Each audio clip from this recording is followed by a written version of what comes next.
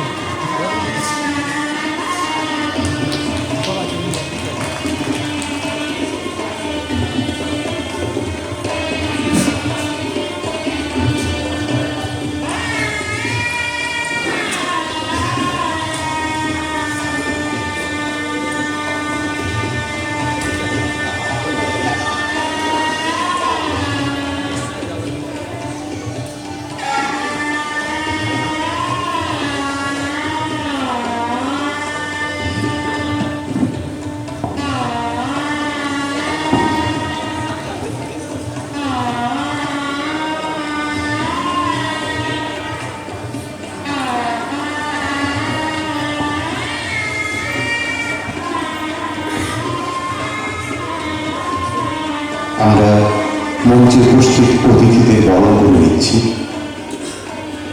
শরীরচন্দ্রের পক্ষ থেকে বরণ করে দেওয়া হচ্ছে।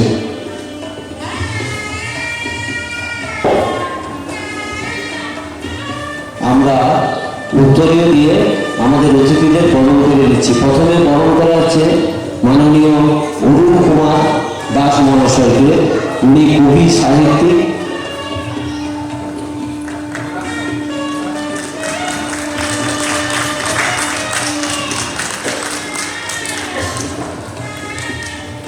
এবার বরণ করে নিচ্ছে আমাদের প্রাক্তন জিএম অমল দত্ত সাহেবকে বেবি দাস। এবং আমরা একটি করে গাছ দিয়ে আমরা অভ্যর্থনা জানাচ্ছি, কেন এখন গাছটা খুবই জরুরি।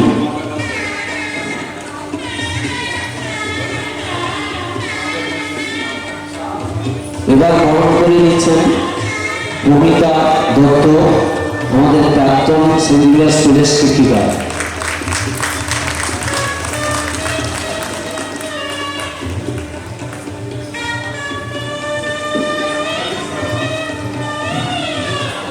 এবার প্রবল্লাভ ব্যানার্জি, মাননীয় প্রবল্লাভ ব্যানার্জিকে বরণ করা হচ্ছে।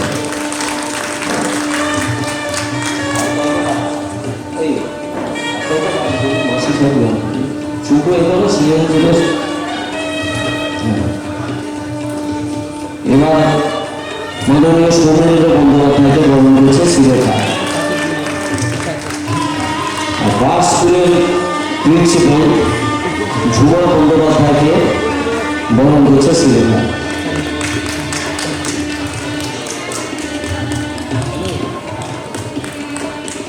সোনালী পট্টনায়ক দিচ্ছে বৃক্ষ, গাছ, একটি গাছ একটি প্রাণ।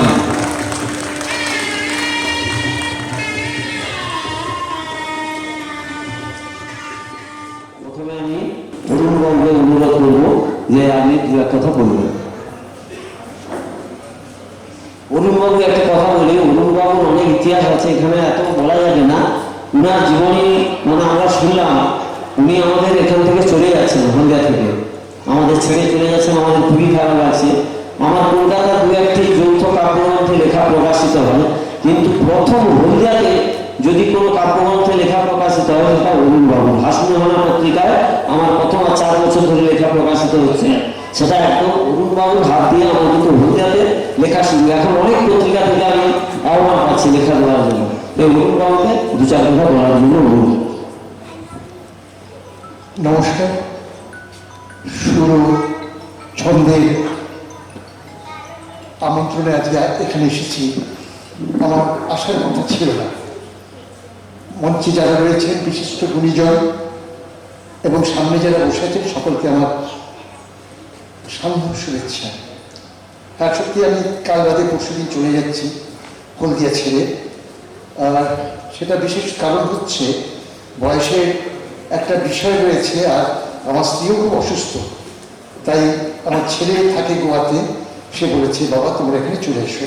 তাই চলে যাচ্ছি। এতগুলো বছর, প্রায় 25-26 বছর এই হলদিয়াতে, এখন খুব কষ্ট হতে যেতে, কিন্তু যেতে হবে। যাই হোক, আমি আমার পত্রিকার একটি কবিতা আপনাদের সামনে পাঠ করে শোনাচ্ছি।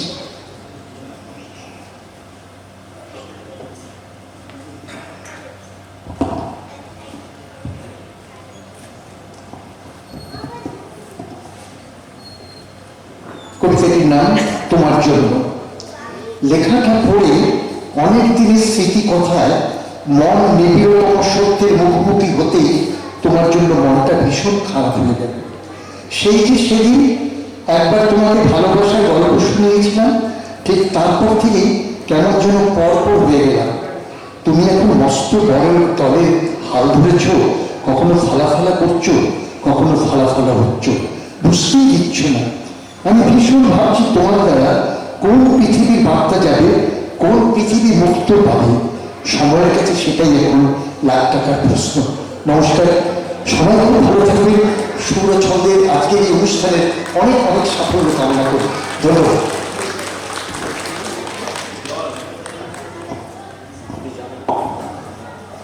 এবার আমি অমল দত্ত স্যারকে কিছু বলার জন্য।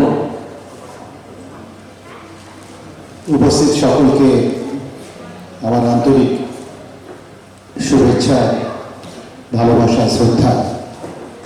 এখানে উপস্থিত থাকতে পেরে আমি শুধু একটা কথা শুরুতে বলি, আমাকে আমার পরিচয় দেওয়া হলো প্রাক্তন জেনারেল ম্যানেজার হিসেবে, কিন্তু আমি সত্যি বলি আমি হলদিয়াতে একজন নাট্যকর্মী হিসেবেও পরিচিত। আমাদের সমন্বয় নাট্যগোষ্ঠীর বেশ কিছু নাটক এই মঞ্চে উপস্থাপনা হয়েছে এবং হলদিয়া নানা জায়গায়, কলকাতায়। তো আমি বিশেষভাবে নিজের পরিচিতি আজকে যারা আছে আগে বলি, আমি একজন নাট্যকর্মী। এই মুহূর্তে আমি বেশ কিছু বছর, হয়তো কিছুদিন হলো আমি হলদিয়ার বাইরে। আমাকে যেদিনকে অসীমবাবু এবং ওনার পরিবারের সকলকে অনুরোধ করে যে আপনি অনুষ্ঠানে থাকবেন, আমি সঙ্গে সঙ্গে বলি থাকবো, এবং গতকাল রাত্রে এসেছি বিশেষ করে অনুষ্ঠানটিতে কিছুক্ষণ থাকার জন্য। আমি শুধু একই কথা বলি যে মানে বাঙালি মানে তো আমরা একটা জিনিস বলি না যে এই সাহিত্য সংস্কৃতি আমাদের এক অবিচ্ছেদ্য অঙ্গ, চেতনা নিয়ে আমরা বাস করি। এটা সব বাঙালি আগেও বলতো, আজও বলে। কিন্তু এই চেতনাটাকে এগিয়ে নিয়ে যাওয়ার জন্য একটা যে অদম্য ইচ্ছা, সেটা খুব এখন দেখা যাচ্ছে যে সেই ইচ্ছা শক্তিটা বাঙালির মধ্যে কমে গেছে। এই আবহাওয়ার মধ্যে আজকে যে সুরেও ছন্দে যেভাবে আমি 3 বছর আগে ওদের যে অনুষ্ঠানটি ওদের বাড়ির মধ্যে দেখেছিলাম, ছোট অনুষ্ঠান, সেটা যে এত বড় একটা বৃহৎ আকার নিয়েছে, আমি সেজন্য অসীমবাবু তাদের পরিবারের সকলকে জানাই সাধুবাদ। আপনারা করতালি দিয়ে তাদেরকে এর জন্য সাধুবাদ জানান যে তাদের অদম্য ইচ্ছা, বাঙালির এই চেতনা, যে চেতনার জন্য আজও বাঙালি পরিচিত, বাঙালি পরিচিত আজকে শুধু এই চেতনাটুকুর জন্য। সেই চেতনার যে সবুজ প্রসারী যে ব্যাপারটা, সেটা সুরের ছন্দের মধ্যে দিয়ে হলদিয়ার মতন একটি প্রান্তিক শিল্প নগরীতে, একটি শিল্প নগরীতে আজও সেটা বিরাজমান, সেটা সুরের ছন্দে তার একটা বিশেষ জায়গা করেছে। আমি শুধু আজকের অনুষ্ঠানের জন্য নয়, সুরের ছন্দে যে গাছটি দিলে, যখন গাছটি বেড়ে উঠবে, গাছটিতে ফুল আসবে, আরও আসবে, অনেকদিন ধরে হবে, চলবে, সুরের ছন্দেও যেন এই গাছের সাথে সাথে সুরের ছন্দেও যেন এগিয়ে চলে, মানুষকে আনন্দ দেয়। আমরা যদি নিজেদেরকে ঠিক জায়গায় নিয়ে যেতে চাই, তাহলে কিন্তু এই চেতনায়, এই সাংস্কৃতিক চেতনাকে ভিত্তি করে আমাদের এগোতে হবে। এর বাইরে উন্নয়নের কোনো জায়গা নেই, কোনো কিছু হতে পারে না। এই চেতনাকে আপনারা এগিয়ে নিয়ে চলুন, এই চেতনাকে ধরে এগোন, তবেই বাঙালি থাকবে, বাংলা আবার মূল্যবান হবে। এই বলে শেষ করছি। ধন্যবাদ।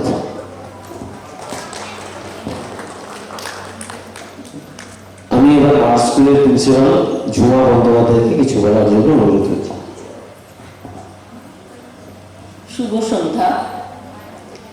উপস্থিত সবাইকে আমার আন্তরিক শুভেচ্ছা জানিয়ে আমি 2-1 কথা বলছি। সুরে ছন্দে আয়োজিত 3য় বার্ষিক সাংস্কৃতিক সন্ধ্যায় আমন্ত্রণ পেয়ে আমি খুবই আপ্লুত।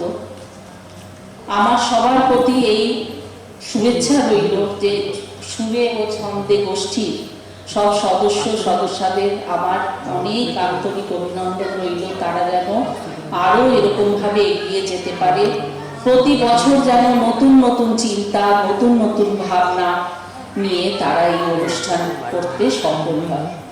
নমস্কার। ধন্যবাদ। এবার আমরা আমাদের অরুণ বাবুকে আমরা একটু সম্মাননা দেবো, দিয়ে আমরা এবারে উদ্বোধনী সঙ্গীত শুরু করবো। আমাদের সবাই আসতে বলছি, আমাদের শুভেচ্ছকের আমাদের যারা আছেন উদ্বোধনী সঙ্গীতে সবাই চলে আসুন।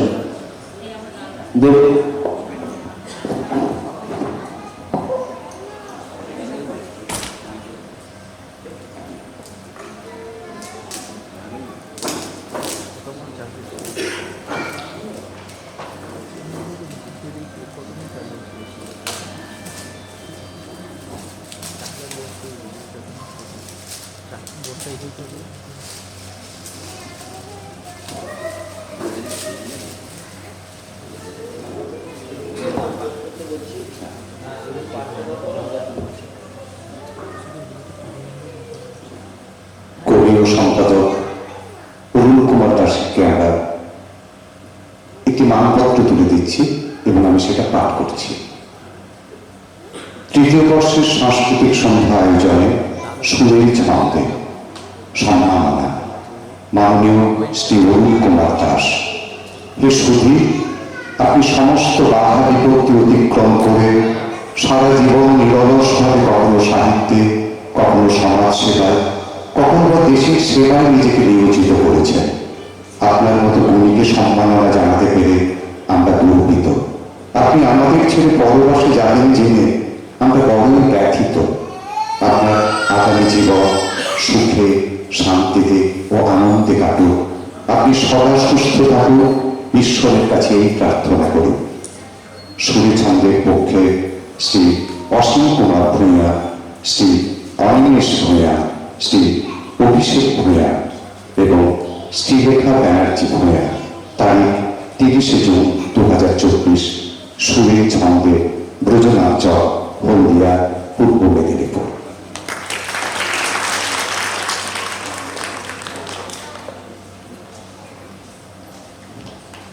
কবি ও সম্পাদক অরুণ কুমার দাস মহাশয়ের হাতে মানপত্র তুলে দেওয়া হলো।